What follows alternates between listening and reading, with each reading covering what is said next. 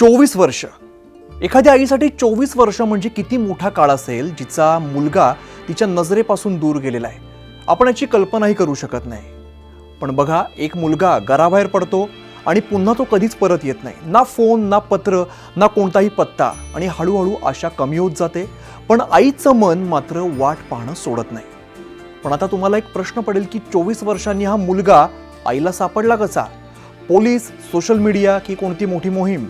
नाही, तर एका सरकारी फॉर्ममुळे हा मुलगा सापडलेला आहे. हो, ज्या सरकारी प्रक्रियेला आपण अनेकदा कंटाळवाणी म्हणतो किंवा वेळखाऊ म्हणतो, कागदोपत्री सगळी समजतो, पण त्या प्रक्रियेने एका आईच्या आयुष्यामध्ये आनंद परत आणलाय.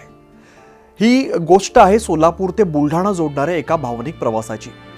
सोलापूर जिल्ह्यातील करमाळा तालुक्यामध्ये केडगाव या ठिकाणी हा तरुण जो आहे तो राहत होता. नवनाथ धोंडीबा गायकवाड. 24 वर्षांपूर्वी कौटुंबिक वाद झाला आणि याच रागाच्या भरामध्ये नवनाथ यांनी घर सोडलं. सुरुवातीला घरच्यांना वाटलं की 2-4 दिवसांनी तो परत येईल. पण बरेच दिवस गेले, महिने गेले, वर्ष उलटली आणि हळूहळू त्याच्या परत येण्याचा जे काही आशा आहेत त्या निघून गेल्या. हळूहळू त्याचा कोणताच मागमूस उरला नाही. नवनाथ अनेक गावांमध्ये भटकत भटकत थेट बुलढाण्यामध्ये पोहोचला. मलकापुरामध्ये तो पोहोचला आणि त्याने नवीन आयुष्य तिकडे सुरू केलं. तो स्थायिक झाला, संसार थाटला.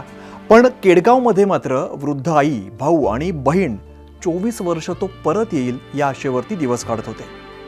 दरम्यान राज्यामध्ये मतदार याद्यांचे जे पुनर्निरीक्षण सुरू आहे, म्हणजे SIRची जी प्रक्रिया सुरू आहे, तर मलकापुरात BLO नीता भोंबे ज्या आहेत आणि सहाय्यक BLO जे आहेत अनिल भोंबे, हे घरोघरी जाऊन त्या मतदारांची माहिती पडताळत होते. अगदी हे रोजचं त्यांचं काम होतं. रोज शेकडो घरं ते फिरत होते. पण आता आपल्याला असं वाटेल की आता काय विशेष काय. पण नवनाथ यांच्या घरी पोहोचल्यावरती त्यांनी डेटा तपासला आणि त्यांना एक महत्त्वाची गोष्ट त्यांच्या लक्षात आली. नवनाथ यांचं नाव अजून सुद्धा सोलापूरच्या मतदार यादीशी जोडलं गेलेलं होतं. आणि इकडूनच सुरू झाली या घटनेची खरी कलाटणी. बहुतेक जण इकडेच फाईल बंद करून पुढे गेले असते, पण भोंबे दाम्पत्य जे आहे, जे SIRची प्रक्रिया करत होते, त्यांनी तसं केलं नाही. त्यांच्या मनामध्ये प्रश्न निर्माण झाला आणि त्यांनी त्या प्रश्नाचं उत्तर शोधायचं ठरवलं. उत्सुकतेपोटी BLO नीता भोंबे आणि सहाय्यक BLO अनिल भोंबे यांनी थेट सोलापूरच्या करमाळा या ठिकाणच्या BLOंशी संपर्क साधला. आणि तेव्हा समोर आलं 24 वर्षांपासून तुटलेलं नातं. करमाळातील कुटुंबाला हे समजलं, नवनाथ जिवंत आहेत आणि बुलढाण्यातील मलकापुरामध्ये ते सुखरूप संसार करतायत. या एका बातमीने आईच्या डोळ्यामध्ये पुन्हा एकदा आशेचा किरण आला.